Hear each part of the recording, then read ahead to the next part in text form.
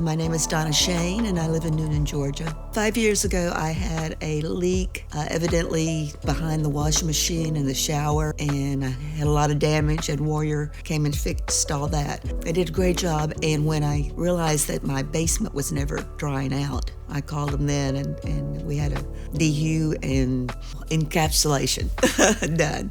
When they came in to move the stuff out of the house, they boxed everything up. They had to label it because they were going to put it back.